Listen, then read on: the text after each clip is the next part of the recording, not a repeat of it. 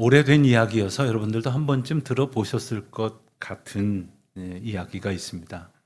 서울에서 직장 생활을 하던 청년이 결혼을 하게 됐다는 소식을 들은 고향 교회 목사님이 참석하는 대신에 축전, 축하, 전보를 한 통 띄워야 되겠다 이렇게 생각을 하셨답니다. 생각해 보니까 저도 97년에 제가 결혼을 했는데 그날 축전 몇 통을 받은 기억이 있습니다. 그래서 가지고 있는 것도 있고요.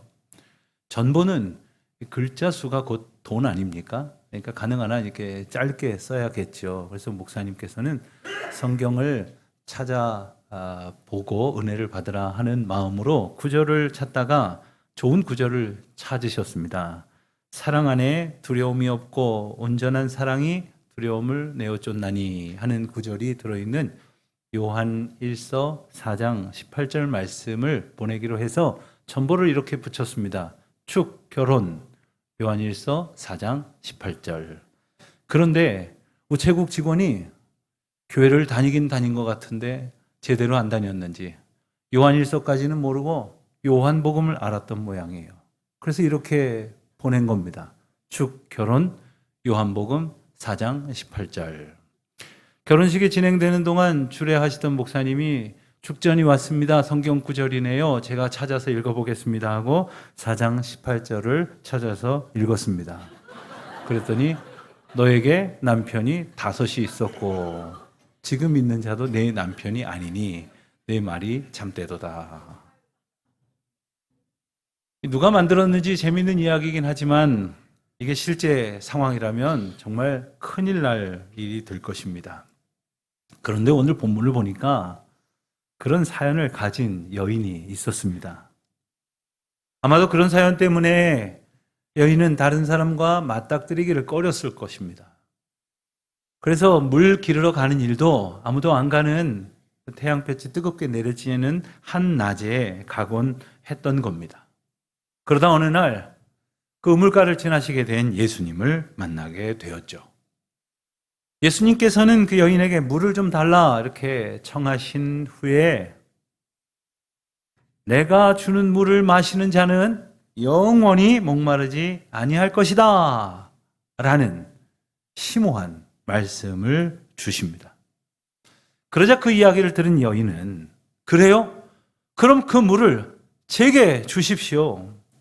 그래서 목마르지도 않고 다시 물 기르러 오지도 않게 해주십시오. 이렇게 말했다는 거 아닙니까? 여기서 우리는 이 여인의 결정적인 오해를 엿볼 수가 있습니다. 예수님께서 말씀하신 것은 영적인 차원이었죠. 풍성한 은혜를 끊임없이 주실 것이라는 약속의 말씀인데 여인은 우선은 그 마시는 물 기르러 오면서 사람들 맞닥뜨리는 것도 불편했던 현실적인 문제의 해결 수단 정도로 예수님의 말씀을 이해를 했던 겁니다. 가만히 보면 우리의 관심사가 이 여인 같을 때가 참 많은 것 같습니다. 주님께서는 주님 앞에 나와 예배하기를 원하는 우리 모두에게 풍성한 하나님의 영적인 은혜를 주시려고 하시는데 죄의 문제를 해결해 주시려고 하시는데 그래서 궁극적으로 하나님과의 회복과 날마다 하나님과 동행하는 기쁨을 주시려고 하시는데 우리는 그저 이 주머니 좀 채워주세요. 그저 내 몸 좀 건강하게 해주세요. 내 주변에 있는 일 좀 편안하게 해주십시오. 이런 데만 관심을 갖고 있는 것은 아닌가 생각을 해보게 됩니다. 예수님은 어떻게 하셨을까요?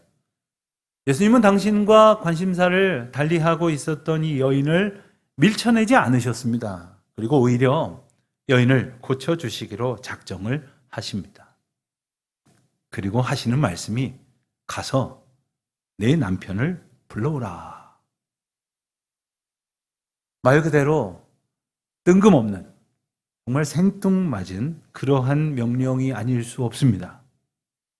17절과 18절에 기록된 그 내용에서 보듯이 그리고 그 여인의 대답에서 보듯이 이 여인에게 있어서 남편에 관한 이슈는 여간 민감한 것이 아닐 수 없었습니다. 하지만 예수님께서는 그의 문제를 비켜가지 않으셨어요. 불편해할까봐 외면하는 척하지도 않으셨어요. 그렇다고 해서 예수님께서 여인의 형편을 단순히 드러내는 폭로를 하신 것은 더더욱 아니었습니다. 이 여인에게 내면 깊이 드리워져 있었던 이 아픔과 상처를 예수님만의 방식으로 다루시려는 그 시작을 보여주신 것이었습니다. 자, 여인에게 남편이 5이 있었다라고 성경 기록하고 있는데 이 표현을 보면 이건 분명히 지나간 과거의 상태를 말하는 것입니다. 그렇지만 한꺼번에 남편 5이 있었는지 아니면 차례대로 한 명씩 5번이나 남편을 맞이했는지는 불분명합니다.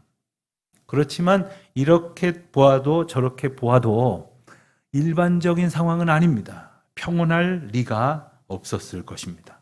만약에 이 여인이 한꺼번에 2 혹은 그 이상, 그래서 여러 남편을 한꺼번에 두었다면 이것은 도덕적으로나 율법적으로나 통념상 말도 안 되는 일이었습니다. 물론 차례로 있었다고 해도 불편하기는 마찬가지입니다. 어떻게 이런 사정까지 되었을까? 짐작은 여러 가지로 해볼 수가 있을 것 같습니다. 이혼을 계속해서 했었을 수도 있고 사별을 겪었을 수도 있을 것입니다.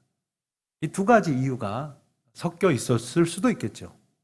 그렇지 않으면 유대만의 어떤 그 가족, 그 특별한 그 전통의 방식으로 인한 결과였을 수도 있습니다. 예컨대 한 집안에서 여인이 남편을 잃게 되면 이 여인을 보호해야 하기 때문에 이 남편 되었던 이의 가족 가운데에 이 유대법이 정한 순서에 따라서 이 여인을 아내로 혹은 부양가족으로 맞이해야 되는, 거둬들여야 되는 그런 풍습이 있었습니다.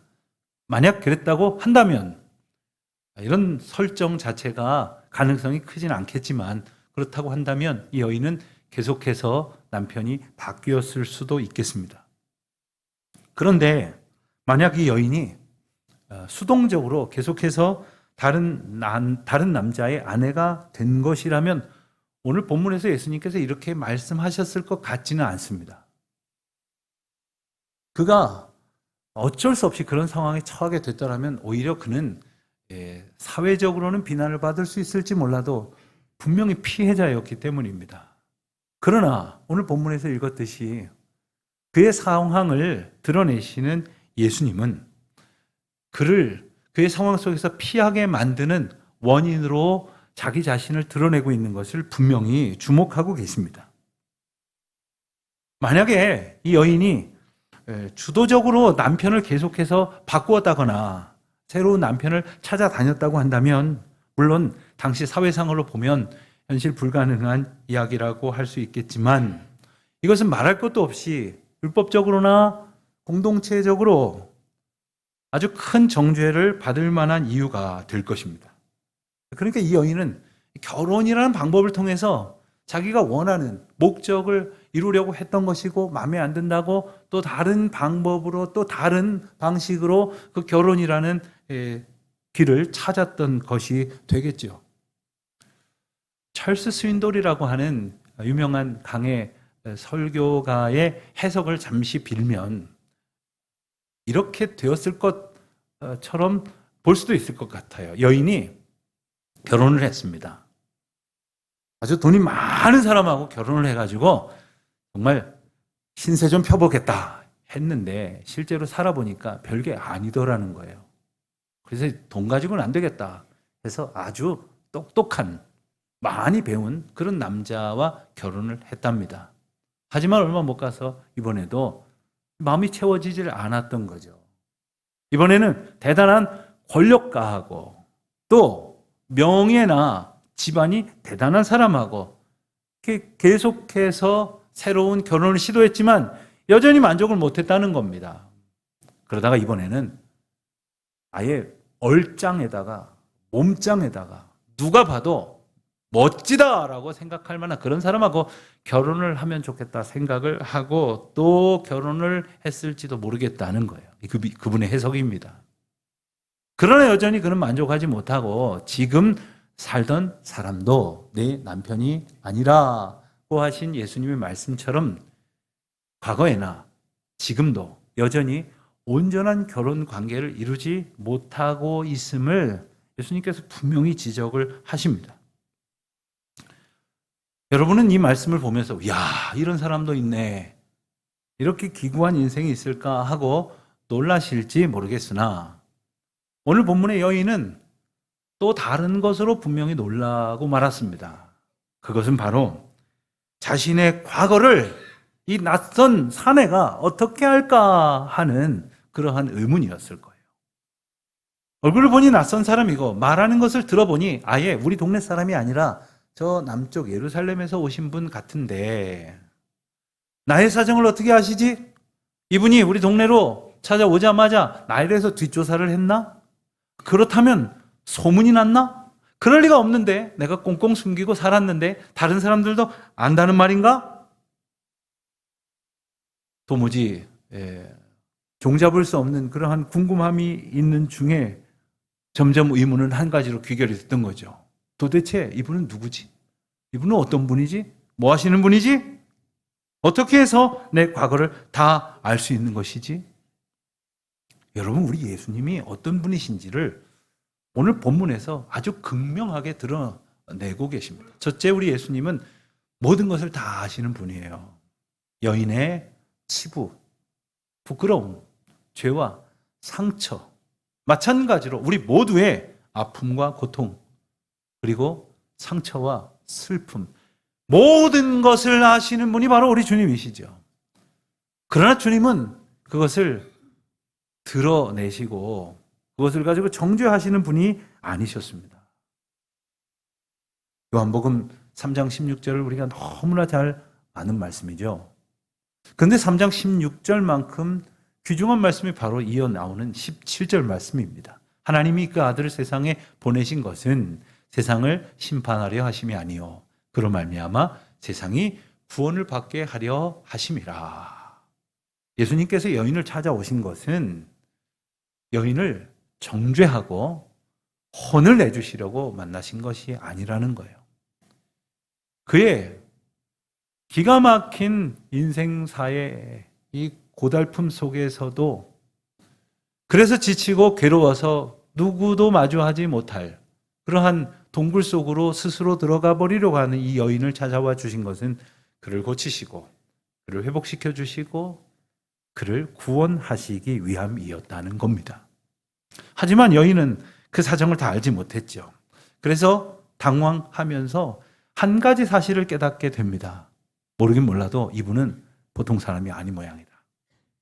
그리고는 예수님께 이렇게 말하지 않습니까? 선생님, 제가 보니 선생님은 선지자시로군요.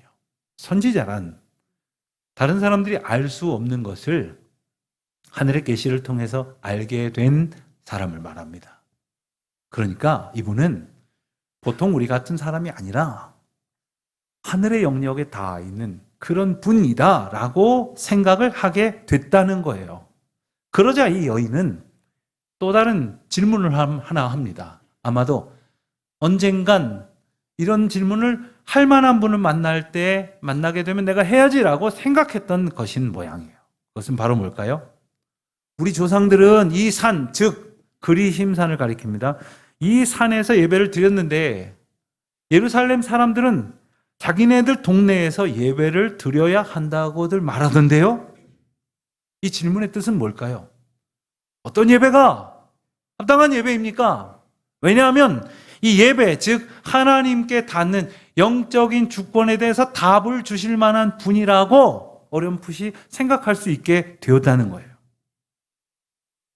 그가 오늘 본문에 나오는 25절에서 그 예수님과 이만큼 대화를 나누시고도 이제 하나님께서 약속하신 분이 오시면 내게 다 말씀해 주실 것이고 내가 다 알게 될 것입니다 라고 말하는 것을 보면 하늘에 닿을 만한 신령한 분을, 선지자와 같은 분을 만났다고 생각을 하면서도 이분이 바로 하나님이신 줄을, 이분이 바로 내게 보내신 예수 그리스도라는 사실을 분명히 알지는 못하고 있었던 것입니다. 그러나 그는 이 영적 갈망을 풀고 싶었습니다. 그래서 어디서 예배하는 것이 옳은 것입니까? 라고 물었던 거죠. 여인이 우리 조상들은 그리심산에서 예배했습니다 라고 말하는 것을 보나, 혹은 우리가 읽지 아니한 앞부분에 보면 물을 길어주면서 야곱의 우물가, 즉 모든 이스라엘 백성들이 너무나 귀중하게 여기고 신령하게 여기기까지 했던 야곱의 우물가를 거론하는 것을 보면 여인은 나름대로 저들 나름의 신앙 전통에 합당하게 살고 있다고 말하고 싶었던 겁니다. 그러나 그렇게 특별한 삶을 살았다고 말할 수 있는지는 몰라도 지금 하늘에 닿아 있는 신령한 선지자와 같은 분을 만났을 때 이 문제를 분명히 풀어서 자신의 영적인 갈증을 해소하기를 원했던 거죠. 저와 여러분이 주님 앞에서 우리에게 있을 수 있는 이 영적 갈증을 날마다 해결받고 싶어하는 갈망으로 살아가실 수 있게 되기를 주님의 이름으로 축원합니다. 우리 주님 앞에서 우리 모든 문제를 응답받기를 소원하고 다른 어떤 것으로도 아니라 우리 주님께서 거룩한 능력으로 우리의 삶을 고치시기를 날마다 바라고 원하는 저와 여러분이 되시기를 바랍니다. 이 여인이 살고 있었던 이 사마리아 사람들과 이 남녘의 예루살렘 사람들의 제사의 논쟁, 소위 예배의 논쟁 가운데 가장 핵심은 뭐냐면 어디서 예배를 드리는 것이 옳으냐라는 것이었습니다. 예루살렘 사람들은 당연히 그동안 예루살렘에서 드려왔던 것처럼 예루살렘에서 드려야 한다고 주장을 했고, 또 북이스라엘로 갈라진 사람들은 그곳의 가장 큰 주도라고 할 수 있는 사마리아, 그리고 역사적으로 의미를 부여할 만한 그리심산에서 예배를 드리는 것이 맞다고 주장해 왔던 겁니다. 그들은 여러 가지로 대립도 하고 갈등도 했습니다. 예수님께서는 그들의 이런 어떤 반목의 역사들을 알고 계셨어요. 그리고 그런 차이를 나름 인정하셨습니다. 그거 다 가짜다, 다 틀렸어 하지 않으셨어요. 그러면서 뭐라고 말씀하셨냐면 22절에서 너희는 알지 못하는 것을 예배하고 있다, 이렇게 말씀을 하십니다. 이 말씀은 너희가 예배하는 건 다 틀렸다라는 뜻이 아니라 너희가 예배 가운데서 더 알아야 할 것이 있다라는 말씀인 것입니다. 그들은 생각을 하기를 우리 예배 드렸거든요. 게다가 그리심산에서 드렸단 말입니다. 그러니 충분하지 않습니까? 이렇게 말하고 싶었는지 몰라요. 그러나 예수님께서는 참되게 예배하는 것이 어떤 것인지에 대해서 23절과 24절에서 너무나 중요한 말씀, 우리가 잘 아는 말씀을 주십니다. 아버지께 참되게 예배하는 자들은 영과 진리로 예배할 때가 오나니 곧 이때라. 아버지께서는 자기에게 이렇게 예배하는 자들을 찾으시느니라. 하나님은 영이시니 예배하는 자가 영과 진리로 예배할지니라. 자, 이 말씀을 주셨다면, 그렇다면 그 이전의 예배는 엉터리였다는 말씀입니까? 영과 진리로 드리는 예배와 상관없는 예배라는 말씀입니까? 우리가 이 성경에 나오는 제사 혹은 예배에 대해서 우리가 이 정도의 이해는 좀 가질 필요가 있는데, 구약의 예배와 예수님 이후의 예배가 다르다는 거죠. 구약의 예배는 성전 중심의 예배였습니다. 또한 제물을 바쳐 드리는 희생 제사 형식의 예배였습니다. 이 두 가지 특징을 다른 말로 하면 하나님께서 주신 율법에 순종하는 율법적 예배였다, 이렇게 말할 수가 있습니다. 그런데 이 구약적 예배에는 몇 가지 치명적인 제약이 있었습니다. 우선 공간의 제약입니다. 지정해 주신 처소에서만 예배를 드려야 하기 때문에 장소에 한계가 있었던 거죠. 또 하나, 제물만 바치면 된다고 생각을 하니까 제물은 바쳤는지 모르지만 마음을 드리지를 않았습니다. 재물이 나 때문에 죽어가는 것임에도 불구하고 자기가 죽어야 한다는 것을 인정하지를 않았습니다. 형식적으로 흘렀다는 거죠.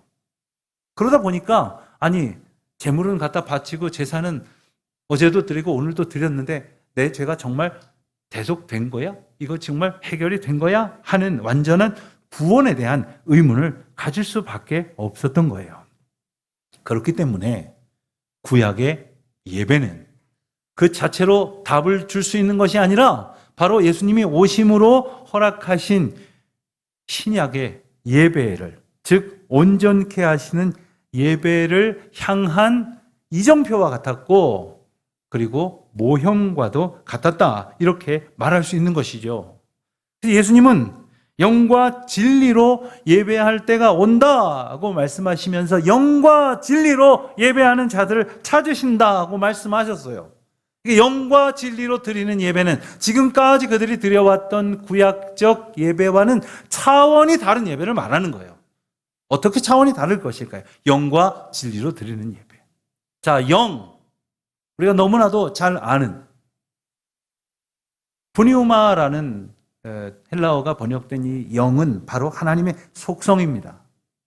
그리고 하나님은 영이시다라고 말하는 것과 동시에 하나님께서 우리를 지으실 때 우리를 영, 혼, 육으로 지으셨죠. 그래서 우리에게 하나님과 교통할 수 있는 그러한 특별한 방법을 허락하여 주신 것입니다. 그렇기에 영은 인간에게도 허락하신 영적인 요소와 그로 인한 영적 태도를 의미하는 것이며 동시에 성령의 역사를 가르치는 말이에요. 그렇다면 진리는 무엇일까요? 진리는 바로 하나님의 말씀입니다. 또한 우리에게 오신 하나님 예수 그리스도 자신을 가리키는 말씀이죠. 우리가 너무나도 잘 아는 요한복음 14장 6절을 보면 내가 곧 길이요 진리요 생명이라 하시지 않았습니까? 예수님께서는 진리로 우리 가운데 오셨어요. 길이 되어 주셨다는 말이에요. 그러니까 우리가 예수님으로 말미암아 하나님께 이룰 수 있게 하셨다는 거죠. 그러니 우리가 영과 진리로 예배를 드린다는 말은 하나님의 방식으로 하나님이 허락하신 길을 따라서 드리는 예배를 말하는 것입니다. 그렇게 예배 드릴 때가 온다고 말씀하신 것은 이전의 예배들이 전부 다 엉터리다라는 말씀을 하시는 것이 아닙니다. 우리가 구약 말씀을 보면 이전에도 다윗이나 솔로몬 때에 성전에서 드렸던 제사나 기도를 보면 하나님께서 아주 신실하게 경건하게 여기시고 그 예배를 받으시는 것을 우리가 보았을 것입니다. 하지만 오늘 본문을 통해서 그리고 우리에게 오늘 새롭게 하시는 이 예배의 의미를 일러주시는 것은 그 예배의 차원이 새로워진다는 그것을 말씀하시는 것이죠. 우선 첫 번째로는 구약적 예배가 장소의 제약을 가지고 있다면 언제나 어디서나 우리와 함께 하시는 성령의 능력을 따라서 우리 마음 가운데 임재하신 예수 그리스도로 말미암아 우리가 더 이상 장소에 매이지 않고 주님을 예배할 수 있게 하셨다는 거예요. 그러니 이 산 저 산 따질 거 없다고 말씀을 하시는 거죠. 두 번째입니다. 이제 더 이상 희생 제물이 필요 없다고 말씀하시는 거예요. 왜 그렇습니까? 예수님께서 단번에 십자가에서 희생 제사를 들으셨기 때문이죠. 무엇보다도 메시아로 약속된 예수님의 임재로 말미암아 그 참된 예배를 이루셨고 구약의 모든 제사와 예배를 완성하셨다라는 말입니다. 그때가 바로 곧 이때다. 여러분 오늘 말씀을 보시면서 목사님 저는 솔직히 그런 거 모르고 지금까지 예배 드렸는데요. 그런 차원인 줄은 몰랐는데요. 그러면 지금까지 제가 드린 예배는 전부 무효입니까? 엉터리입니까? 그렇지 않습니다. 우리 주님은 성부, 성자, 성령 이 삼위일체도 구분 못하고 성경 어디도 찾아볼 줄도 모르고 찬송 한 구절도 알지 못한 채 그뿐 아니라 온갖 세상의 죄로 더럽혀진 채 나왔다 할지라도 그를 하나님의 백성으로 안으시고 품으시고 닦아주시고 고쳐주시고 회복시켜 주셔서 당신의 자녀로 삼으시는 긍휼의 하나님이시지 않습니까? 그의 찬송과 기도와 그의 예배를 기뻐 받으시는 분이시지 않습니까? 그런 사람에게 이제는 새로운 영을 부어주십니다. 그래서 그가 영으로 예배하는 놀라운 역사를 경험하게 되는 거죠. 자기 마음대로 나름의 방식으로 예배를 했다고 한다면 그에게 진리이신 예수님이 함께 하시고 진리이신 하나님의 말씀이 두루마리로 그를 휘감싸서 그가 온전히 하나님이 영광을 받으실 만한, 기뻐 받으실 만한 그런 예배의 차원으로 하나님 앞에 나아갈 수 있게 하시겠다고 약속하시는 거예요. 그래서 우리의 예배의 차원을 거듭나게 하시는 것입니다. 새로워지게 하시는 것입니다. 사랑하는 성도 여러분, 우리가 이전에는 알지 못했던 것이 있더라도 이제는 알게 하신 은혜를 따라서 알게 되어진 그 감격으로 주님을 예배하는 저와 여러분이 되시기를 축원드립니다. 여러분, 때로 우리가 하나님 앞에 정말 신령과 진리로 예배를 드리기 위해서 아주 잘 갖춰진 예배 환경이 도움이 될지도 모릅니다. 혹은 아주 훌륭하고 유능한 설교자가 도움이 될 수도 있을 것입니다. 하지만 그런 것이 없다 할지라도, 아무것도 기대할 수 없는 절망 가운데 있다 할지라도, 메마른 땅을 종일토록 걸어가야 하는 척박한 현실 속에 살고 있다 하더라도 나와 함께 영으로 임하신 주님을 붙들고 의지하며 진리이신 예수 그리스도를 온전히 소망하며 드리는 예배 가운데 하나님은 영광을 받으시고 우리에게 다함이 없는 은혜를 베푸실 줄로 믿습니다. 그렇게 예배하는 자들을 찾으신다고 말씀하셨어요. 새해 우리의 예배는 그런 예배가 되기를 원합니다. 이제 이 은총의 약속을 받았으니 우리의 예배가 거듭나는 놀라운 역사가 계속되기를 주의 이름으로 축원드립니다. 그 역사 가운데 영광 받으실 주님, 그 거룩하신 이름을 의지하며 살아가는 저와 여러분 되시기를 주님의 이름으로 축원합니다.